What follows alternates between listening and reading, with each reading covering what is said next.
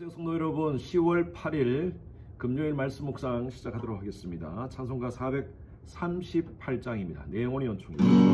내 영혼이 연총 입어 중한 죄짐 얻고 보니 슬픔 많은 이 세상도 천국으로 가도다.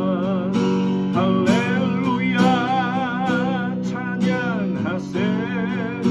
내 모든 죄 사함받고 주 예수와 동행하리. 그 어디나 하늘나 3절입니다. 높은 산이 거친 들이 초막이나 궁궐이나 내 주 예수 모신 곳이 그 어디나 하늘나라. 할렐루야 찬양하세. 내 모든 죄 사함받고 주 예수와 동행하리. 그 어디나 하늘나라. 할렐루야 할렐루야 찬양하세. 내 모든 죄 사함받고 주 예수와 동행하니. 그 어디나 하늘나라. 아멘. 오늘 묵상할 말씀은요, 욥기서 4장 16절에서 19절까지 말씀 읽겠습니다. 욥기서 4장 16절부터 19절까지 읽겠습니다. 같이 함께 읽습니다. 그 영이 서 있는데 나는 그 형상을 알아보지는 못하여도 오직 한 형상이 내 눈앞에 있었느니라. 그때 내가 조용한 중에 한 목소리를 들으니 사람이 어찌 하나님보다 어렵겠느냐? 사람이 어찌 그 창조하신 이보다 깨끗하겠느냐? 하나님은 그의 종이라도 그대로 믿지 아니하시며 그의 천사라도 미련하다 하시나니 하물며 흙집에 살며 티끌로 틀을 삼고 하루살이 앞에서라도 무너질 자이겠느냐? 오늘 말씀은요, 어제 계속 이어서 엘리바스가 욥에게 충고 또 어쩌면 격려, 위로의 말을 지금 하고 있는 것입니다. 사실 그런데 어제 말씀드렸던 것과 같이 이 말이 욥에게 큰 위로가 되었을까요? 전체적으로 문맥을 보면 그렇게 위로가 되지 않았던 것 같습니다. 어쨌든 엘리바스는요, 자기 개인적인 그런 영적인 경험을 오늘 얘기하고 있습니다. 16절 한번 보십시오. 그 영이 서 있는데 나는 그 형상을 알아보지 못하여도 오직 한 형상이 내 눈앞에 있었느니라. 그가 개인적인 하나님을 만난 체험을 지금 얘기하고 있습니다. 성경을 보면 하나님을 만나는 그런 장면들이 참 많이 나옵니다. 모세도 하나님을 만나고 엘리야도 하나님을 만나고 여러 성경에 나오는 사람들이 하나님과 직접 대면해서 대화를 하는 장면이 나옵니다. 우리는 이런 말씀을 들을 때마다 나도 좀 하나님의 음성을 직접 들었으면 좋겠다 하는 그런 생각을 할 때가 있습니다. 저도 성전에서 기도하다가 우리 성도님들이 가지고 있는 그런 기도의 제목들, 비즈니스의 문제, 가정의 문제, 이런 것들을 끌어안고 하나님께 기도하면 하나님이 때로 탁 나타나셔가지고 제게 말씀하십니다. 그 장로의 가정의 문제는 이렇게 얘기해라. 그 집사가 그렇게 투자하려는 것, 그렇게 비즈니스를 하려는 것, 이것은 이렇게 막아라. 그렇게 하나님께서 직접 저에게 말씀을 해주시면 얼마나 감사하겠습니까? 그런데 저의 삶을 돌이켜볼 때에 하나님께서 직접 제게 귀에 들릴 정도로 그렇게 말씀하신 경우는 그렇게 많지 않습니다. 정말 제 인생에 한 몇 번 정도는 제 마음으로 하나님의 음성을 들을 때가 있었습니다. 그러나 매 순간마다 제가 하나님께 기도할 때마다 정말 성경에 나오는 이런 사람들과 같이 그렇게 하나님의 음성은 들리지 않습니다. 그래서 저는 하나님의 뜻을 아는 방법, 여러분들에게 늘 말씀을 드리죠. 말씀을 통해서, 기도를 통하여서, 환경을 통하여서, 또 마음의 평강을 통하여서, 주위에 기도하는 사람들의 영적인 카운셀링을 통하여서 이 5개를 가지고 하나님의 뜻을 알아간다, 하나님의 음성을 듣는다라고 제가 여러분들에게 늘 말씀을 드립니다. 그래요. 직접 우리 귀에 들리지 않지만 그러나 우리의 삶 가운데 하나님의 뜻을 알 수 있는 방법은 여러 가지가 있습니다. 중요한 것은 지난주에 제가 말씀드렸다시피 우리의 영안이 항상 하나님께 열려 있어야 됩니다. 하나님께서 말씀하실 때, 하나님께서 우리에게 다가오실 때 우리가 가까이 가는 것이 얼마나 중요한지 모릅니다. 영상으로 나가는 이 매일 말씀 묵상에 이 시간에 오신 여러분들은요, 하나님의 음성에 귀 기울이는 시간입니다. 오늘 이 말씀을 통하여 여러분들 각자에게 주시는 하나님의 음성을 듣는 여러분 되시길 바랍니다. 이 엘리바스는요, 자기가 들었던 하나님의 음성을 욥에게 지금 설명을 하고 있습니다. 그러면서 17절 한번 보십시오. 사람이 어찌 하나님보다 의롭겠느냐, 사람이 어찌 창조하신 이보다 깨끗하겠느냐. 하나님에 대해서 얘기하면서 인간에 대해서 얘기합니다. 하나님의 속성은 의로우신 분이다, 정말 깨끗하신 분이다. 그렇다면 인간의 속성이 뭐냐? 인간은 죄인이다라는 것이죠. 인간은 전적으로 죄인이다, 무능한 존재다. 그러면서 이어갑니다. 18절 보십시오. 하나님은 그의 종이라도 그대로 믿지 아니하신다. 이것은 하나님이 하나님의 자녀들을 믿지 않는다는 그런 의미가 아니라 인간은 약한 존재라는 것입니다. 하나님이 역사 가운데 사용하셨던 그런 인물들이 있습니다. 우리가 알고 있는 아브라함, 믿음의 조상 아브라함은 이렇게 노래 부르면서 그 믿음의 조상 아브라함은 완벽한 사람이었습니까? 죄가 없는 사람이었습니까? 아니었습니다. 애굽왕 앞에서 자기 스스로 살기 위해서 아내를 누이라 속였지 않습니까? 야곱은요, 속임의 명수였습니다. 아버지 이삭을 속였습니다.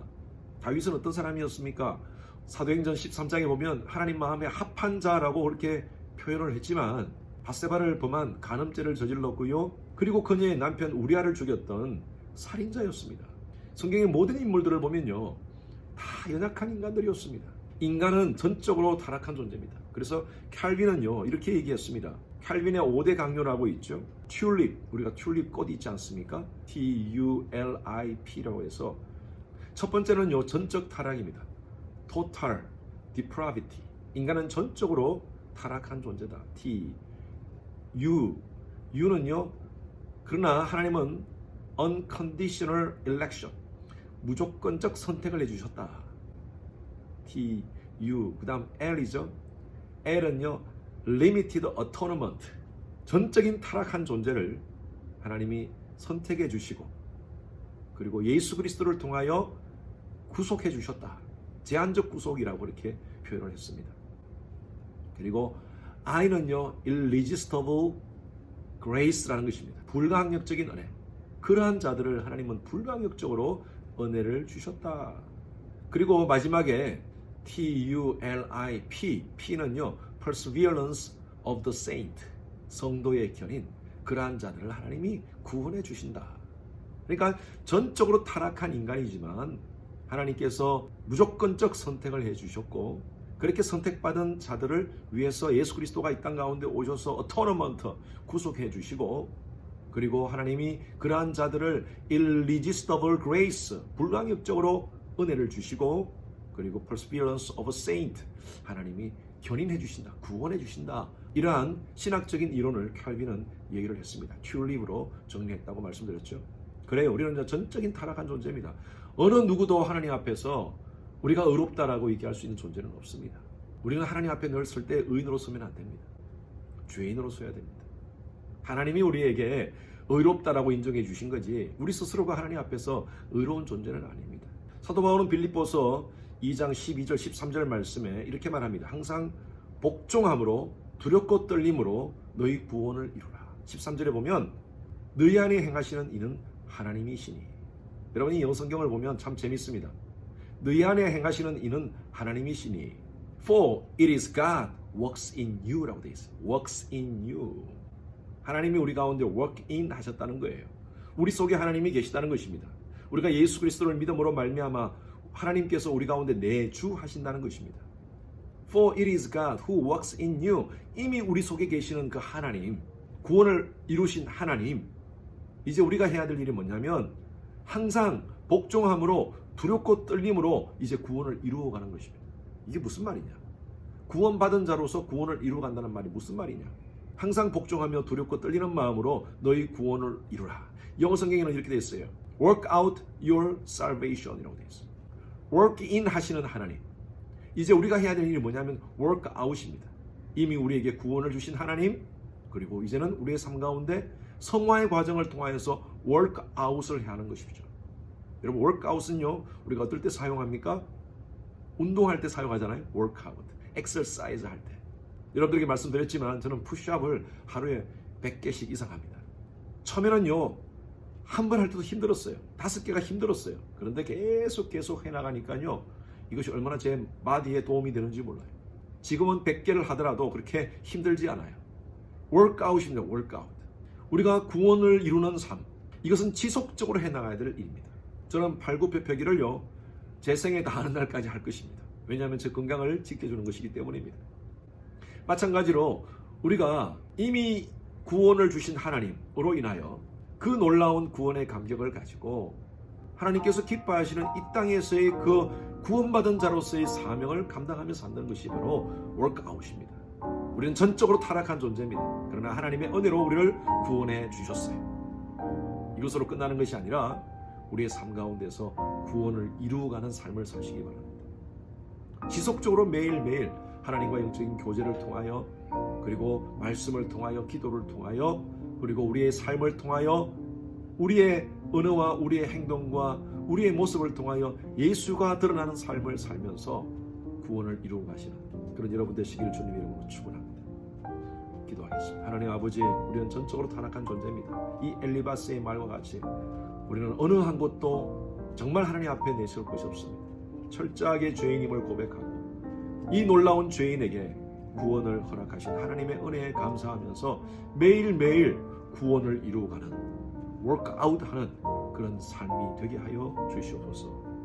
감사드리며 살아계신 예수 그리스도 이름으로 기도드렸습니다. 아멘. 금요일 기도 제목으로 함께 기도하겠습니다. 금요일은 주일 예배를 위해서 특별히 기도합니다. 온라인 예배, 성령께서 함께하는 예배 될 수 있도록 우리 모든 성도님들이 집중하여 예배의 전심으로 하나님만 바라볼 수 있도록 담임 목사 설교를 위해서 여러분 기도해 주시기 바랍니다. 온라인, 오프라인으로 준비되는 모든 설교를 위해서 우리 전도사님들, 목사님들 설교를 위해서 기도해 주시고, 예배를 준비하시는 우리 영상팀, 찬양팀, 그 외에 모든 예배 준비자들을 위해서 기도해 주시기 바랍니다. 또 영상이 준비되어서 이제 아이들에게 주일날 영상으로 예배를 드리게 됩니다. 우리 모든 교육부의 아이들 예배 잘 들을 수 있도록, 하나님을 만나는 시간 될 수 있도록 해달라고 다 같이 함께 기도하시겠습니다.